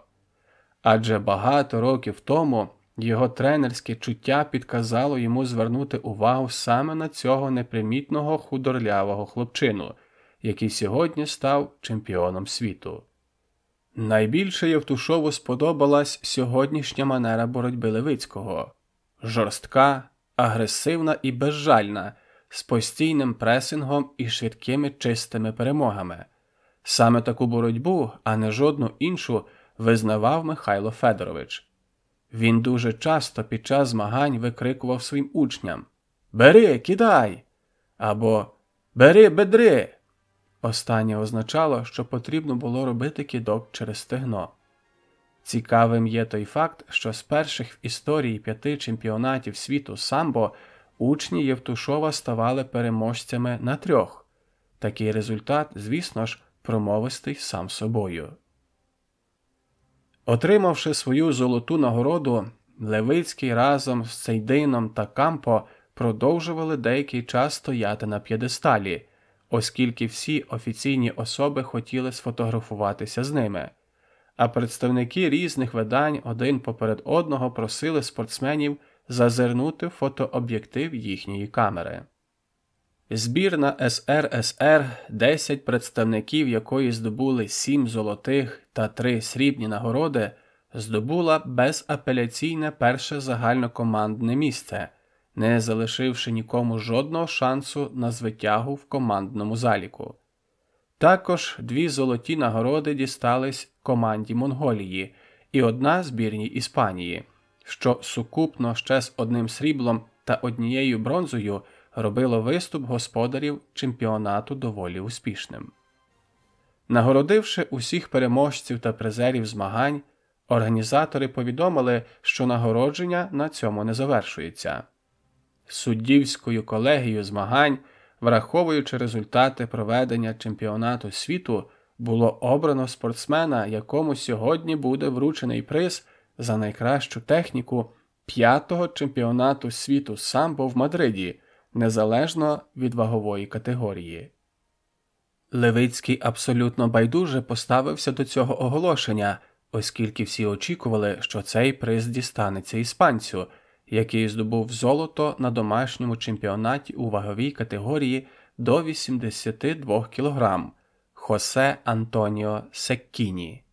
І загалом ніхто б не був проти цього, оскільки подібного роду трофеї не впливають на загальний залік змагань. Але боротьба, яку того дня продемонстрував Михайло Левицький, настільки вразила суддів та глядачів розмаїттям технічного та тактичного арсеналу в стійці та партері, що організатори чемпіонату прийняли дещо інше рішення. «Приз за найкращу техніку чемпіонату світу», – урочисто розпочав ведучий, повторюючи це оголошення різними мовами, що створювало невеличку затримку і тримало інтригу. «Отримує спортсмен збірної СРСР». Почувши, що нагороду отримує не іспанець, Михайла щось йойкнуло всередині. «Михайло Левицький!» Протягнувши кожне слово з деяким акцентом, але чітко і виразно виголосив ведучий. Трибуни Палацу спорту вітали Михайла бурхливими оплесками. Сьогодні він зумів завоювати їхню прихильність. Ніколи до цього дня іспанські глядачі не бачили такої яскравої та технічної боротьби, яку сьогодні продемонстрував Левицький, здобуваючи золоту медаль. Це був його день. Він здійнявся на найвищу вершину, здобув світову корону. Його талант визнали представники міжнародної борцівської спільноти. Його давня мрія збулась. І в цю мить емоційне потрясіння було настільки сильним, що Левицький ледве тримав себе в руках, але він був справжнім чемпіоном, тому кілька разів глибоко вдихнувши, він швидко опанував себе. «Ти заслужив на цей приз, Міша!» – емоційно мовив Євтушов по завершенню процедури нагородження. «Дякую, Михайле Федоровичу!» – стримано, зі щасливим виглядом відповів Михайло. «Хоча день сьогодні починався не дуже», – додав він, згадавши прикру поразку з монголом. «Почався не дуже, але згадай, скільки всього траплялося раніше», – уточнив Євтушов. «Скільки випробувань ти подолав, щоб потрапити сюди?» «Так, багато всього було», – підтвердив Михайло. «Дякую, що переконали мене не залишати спорт». Левицький з вдячністю простягнув своєму тренеру руку. «Така моя робота, Міша. В потрібну мить підтримувати своїх спортсменів, а інколи й давати хорошого копняка». Євтушов щиро засміявся. «Тут вас точно ніхто не перевершить». Левицький почав сміятися разом з тренером. «Що далі робитимеш, Міша?» – запитав його Євтушов. «Не передумав зав'язувати?» «Я не знаю, чесно. Зараз стільки думок різних, що я не готовий визначитись», – знітився Левицький, який розумів, що саме хоче почути Євтушов. «Нічого, я все розумію», – підтримав його Федорович. «Насолоджуйся своїм тріумфом, ти цього вартуєш. Коли емоції вщухнуть, тоді й повернемось до цієї розмови». Частина 17. Чемпіон світу. Дорогою додому, роздивляючись важкі лапаті хмари через ілюмінатор салону літака, Левицький думав про свою сім'ю, повернення у Львів та про те, що він робитиме після того, як мине ажіотаж, викликаний його перемогою. Він якнайшвидше хотів повернутися до дружини та доньки, які вже зачекались на свого чемпіона. Натхнений перемогою, Михайло думав, що, мабуть, зарано завершувати свою кар'єру, можна ще деякий час виступати. Що більше, він гарантував собі місце в збірній, що надавало йому багато переваг, і, зокрема, фінансових.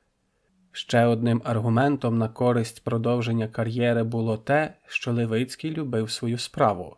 Тренування, збори, різного роду змагання були йому в задоволення. Він відчував себе живим, отримавши чергову порцію змагального адреналіну. Як можна жити без цього? Левицький просто не уявляв, та й, відверто кажучи, не хотів уявляти. В далеких планах після закінчення виступів він хотів продовжувати спортивну кар'єру як тренер, передаючи свій досвід і техніку молодим борцям.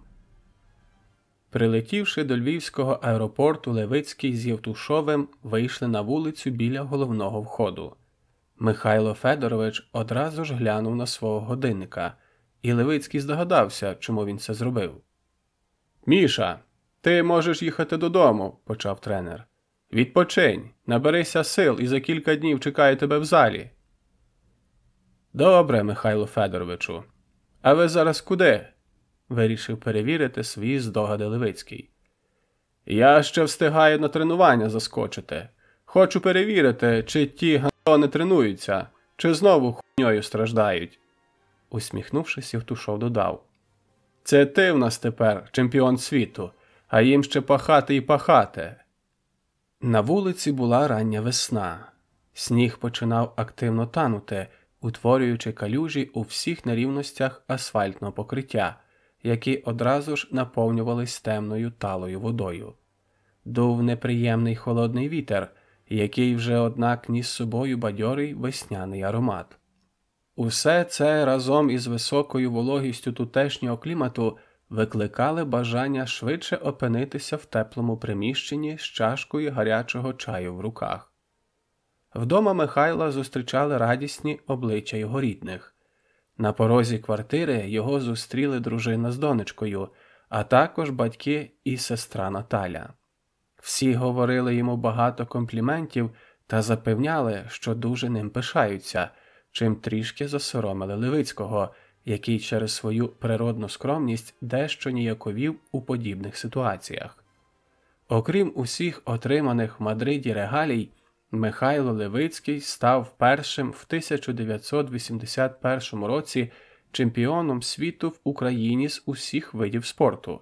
І про це також написала місцева преса в одній із численних публікацій, присвячених йому.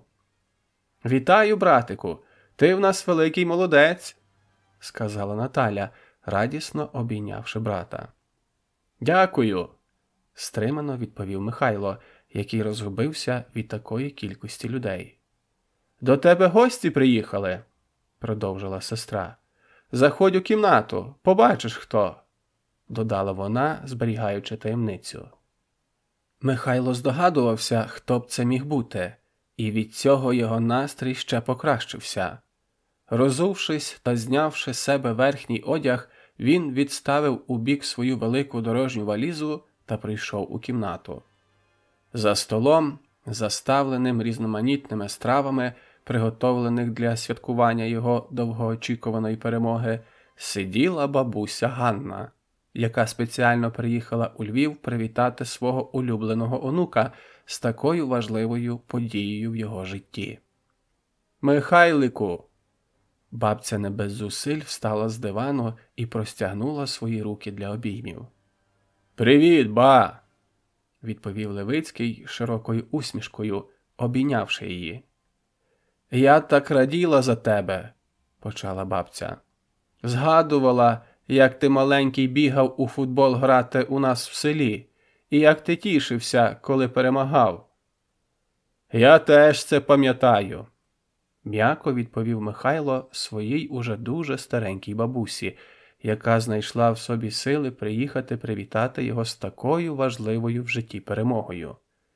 В цю мить йому пригадався той день на літній кухні в селі, коли він після футболу стояв, дивлячись на дощ і потоки води, які розтікалися в різні боки по їх затишному сільському подвір'ї. «Ти як себе почуваєш, Михайлику?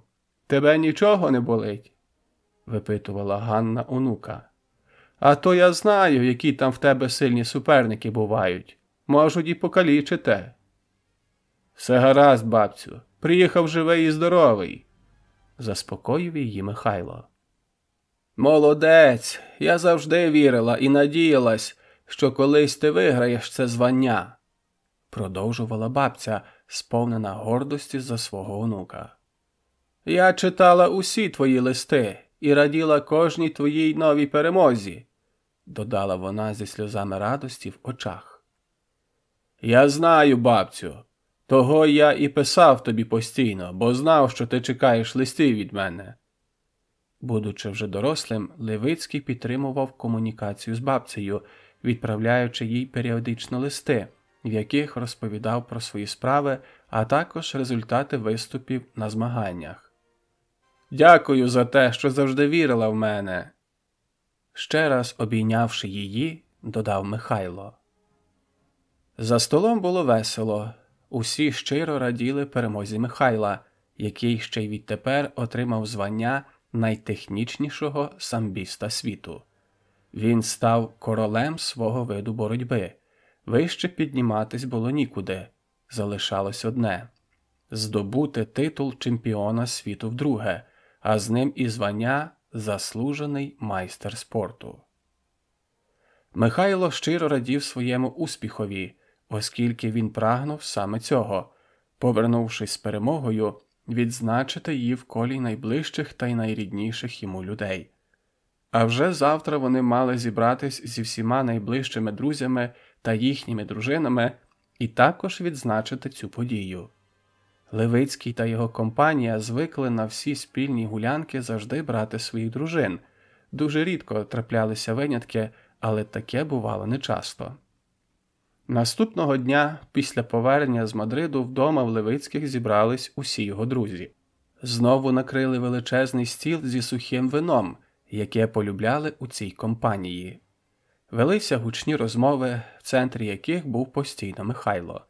Його друзі розпитували про чемпіонат світу до найменших дрібниць, оскільки серед них усіх Левицький був єдиним, кому вдалося побувати там. Вже звична компанія – Ігор Соколов, Арас Туваков, Роман Гораль, Юрій Балабан та Сергій Христенко зі своїми жінками весело проводили час за столом у квартирі Михайла та Романи. «Розказуй, Льово, як там все відбувалось?» – поцікавився Роман Гораль Левицького. «Що саме тебе цікавить?» – уточнив Левицький, який протягом останніх кількох днів лише те й робив, що розповідав про чемпіонат. «Абсолютно все», – попросив Роман і уточнив. «Який там був зал? Рівень організації змагань? Рівень учасників? Хто був? З яких країн?» «Так, Льово, розказуй нам усе, ми нікуди не поспішаємо», – додав від себе Ігор Соколов. «Давайте по порядку буду розповідати», – почав Левицький дещо втомлено, бо йому вже набридло розповідати всім одне й те саме. «Зустріли нас на найвищому рівні. Автобусом прямо з аеропорту відвезли в готель, який, хочу вам сказати, був також доволі пристойним. Сервіс. Вміють вони це за кордоном», – вставив Сергій Христенко, наливаючи усім вино з щойно відкоркованої пляшки. «Вміють», – підтвердив Левицький. «І самі змагання організувати теж вміють», – продовжив він. «Розкажи про це детальніше», – втрутився в розмову Юрій Балабан, якого розпирало від цікавості. «Жодного балагану та зайвих рухів», – однією фразою Левицький влучно описав манеру проведення чемпіонату. «Є чіткий розклад – зважування, боротьба, нагородження і так протягом дня по всьому. Всі його дотримуються, всі задоволені. Словом, порядок». «Я чув, там було багато журналістів та телебачення?» – запитав Арас Туваков, який разом зі всіма уважно слухав Левицького. «Телебачення було з різних країн. Весь килим оточили телекамерами. Було дуже багато фотокореспондентів. Я на нагородженні майже не бачив нічого. Був засліплений спалахами», – усміхнувся Левицький. «Ну, ти їм показав клас, Льова. Тепер вони знатимуть, що таке наша динамівська школа», – з гордістю в голосі сказав Арас. «Ну ви ж знаєте, що монголу я програв, хоч і мінімально, але тим не менше», – сказав Левицький. «То не ти програв, а судді тебе програли», – з обуренням в голосі уточнив Гораль. «Можу собі лише уявити, який злий на них був Євтушов». Це було щось, відповідаючи на репліку Гораля, сказав Левицький. Федорич був у своєму кращому словесному репертуарі. Ну, і якоїсь миті я подумав, що він на килим вийде бити суддів, додав, усміхаючись, Левицький. Він може, підтвердив Арас, і всі голосно засміялись, згадавши різні ситуації за участі епатажного Євтушова. Важко було зібратись після програшу, Льова, продовжував цікавитись Гораль. Чесно скажу, дуже важко. Після паузи Левицький продовжив. Я взагалі думав більше не виходити на килим, якщо чесно. Чому? Здивувався Арас. Розчарувався я у всьому. Я подумав собі, витратити стільки років і все марно? Такий дурний програш вже на самому старті. Ну, бачиш, Льово, за чемпіонство треба було поборотись, і інколи з самим собою, влучно зауважив Соколов. Це точно, підтвердив Левицький. Себе пересилити мені довелось, щоб знайти правильний настрій на наступні сутички і не здаватись. Я думаю, що Євтушов знайшов для тебе потрібні слова в цю мить, сказав Балабан, чим викликав сміх у всіх за столом. Так, якщо без жартів, то він на себе не був схожий. Справді зумів знайти потрібні слова, і я знову захотів боротись. Федорович знає свою справу, підтвердив Арас. Знає, коротко сказав Левицький і продовжив розповідь. Ну а далі я зрозумів, що відступати нікуди, і упіймав кураж. 4 чистих перемоги поспіль, усі на першій хвилині сутички на чемпіонаті світу, підбив деякий підсумок Гораль. Це, Льово, не просто кураж, це твоя багаторічна праця і, як результат, золото і приз за кращу техніку. В мене як гора з пліч, поділився Левицький. Всі ці тренування, збори, різні проблеми – все було недарма. Це точно. Його підтримали усі присутні. Ти скажи нам ось що, продовжив розмову Арас. Що? Здивувався Левицький. Я ж ніби усе розповів. Скажи, чи ти плануєш боротися далі, чи вже завершиш кар'єру? Усіх присутніх за столом, а особливо дружину Роману, цікавило це питання, яке виникало неодноразово через серйозні травми Михайла. Зараз мені важко сказати однозначно. Ще багато емоцій різних у мене. Я хочу, щоб це рішення було виваженим і добре обдуманим. Але скажу так, що боротьбу я люблю, як і раніше. А там побачимо. За столом була весела, невимушена атмосфера, яка допомагала Михайлові повністю розслабитись. Трішки тривожила Левицького лише думка про те, чи зможе він тепер знайти для себе мотивацію знову виступати та тренуватися. Але він був спортсменом з багатолітнім досвідом виступів на змаганнях високого рівня, справжнім професіоналом своєї справи. До того ж він знав, що Євтушов, у разі потреби, зуміє знайти слова та мотивувати його боротись і тренуватись. Так і сталося. Вже 14-17 травня цього ж року Михайло Левицький у статусі чинного чемпіона світу здобув чергову золоту медаль на чемпіонаті товариства «Динамо» СРСР, який тоді відбувався у місті Ташкент. Він знову не залишив своїм суперникам жодного, навіть примарного шансу на перемогу. Настав його зоряний час. Він був кращим з кращих, і підтвердженням цьому став черговий приз за кращу техніку, здобутий ним на цих змаганнях у Ташкенті. Вже тоді, продовжуючи свої виступи, він перетворився на живу легенду. Взірець, на який рівнялись молоді спортсмени, чию техніку та манеру боротьби вивчали та намагались повторити в багатьох борцівських секціях країни. Частина 18. Скульптура. В часи, про які йде мова, в моді були дещо інші, як на мене, справжні цінності, на відміну від нинішньої тотально споживацької епохи. Тогочасні чоловіки задля самоствердження займалися спортом, служили в армії та витрачали свій час на різного роду практичні речі, які мали застосування в повсякденному реальному житті. Зараз же настала епоха стирання граней та вседозволеності, чого лише варті дорослі 20-літні хлопці з нафарбованими кольоровим лаком нігтями, яких абсолютно нормально сприймають молоді представниці протилежної статі і їхні товариші того ж віку. Хоча я добре пам'ятаю часи, коли за такі способи самовираження чоловіків ставили на облік до психіатра. І мова зараз зовсім не про толерантність, мова про прагнення людей. Якщо раніше суспільство здебільшого прагнуло до вдосконалення і розвитку, а дивакам намагались допомогти, залучаючи їх до різних гуртків, спортивних секцій та просто брали в компанію, щоб дати їм змогу адаптуватись до нових умов реальності, то зараз цей процес розвернувся на 180 градусів.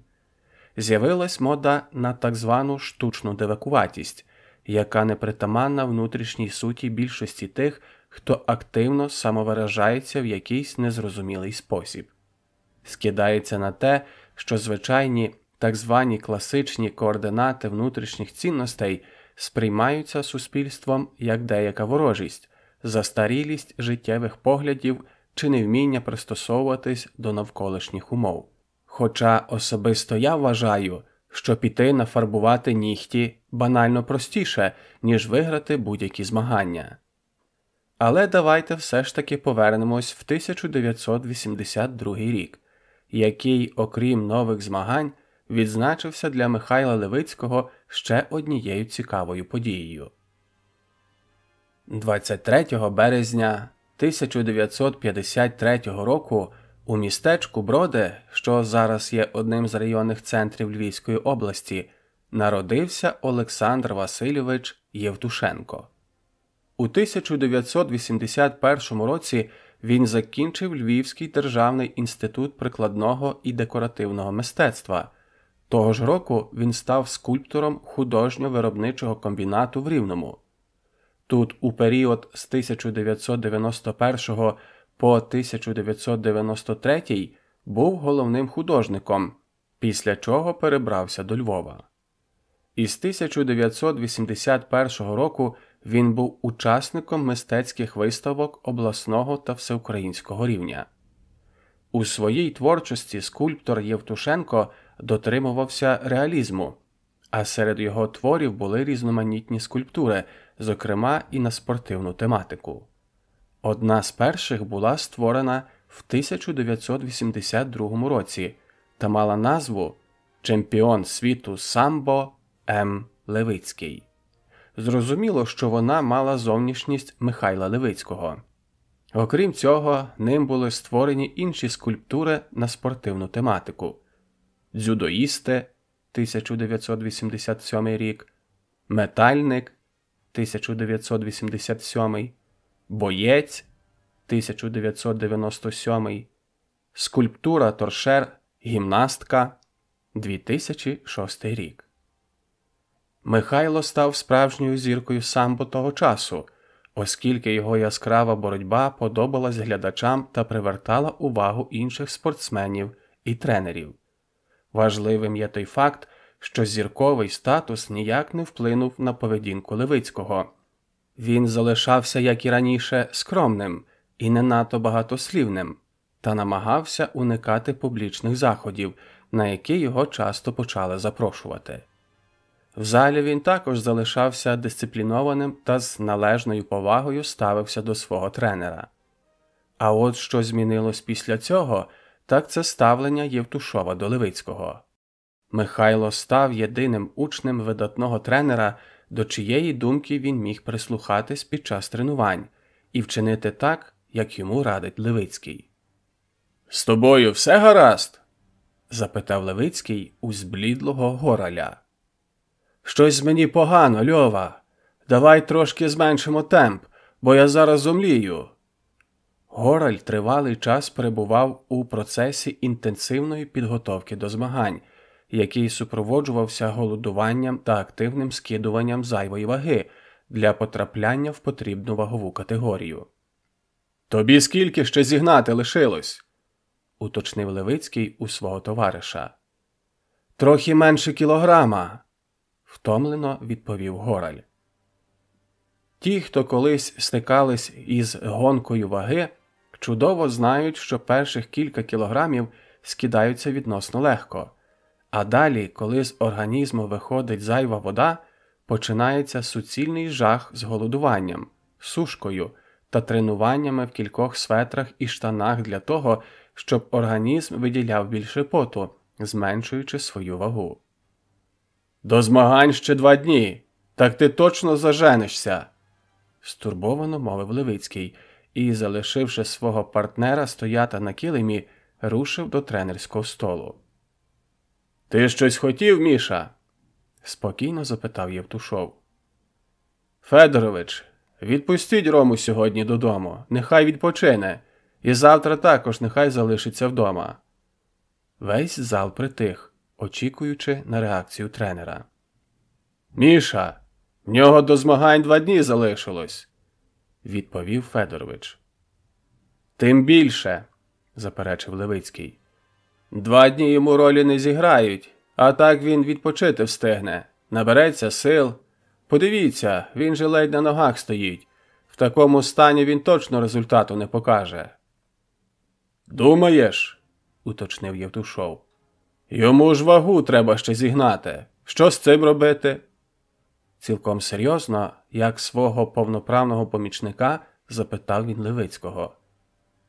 «Йому менше кілограма залишилось. Притримає. Нічого страшного не станеться.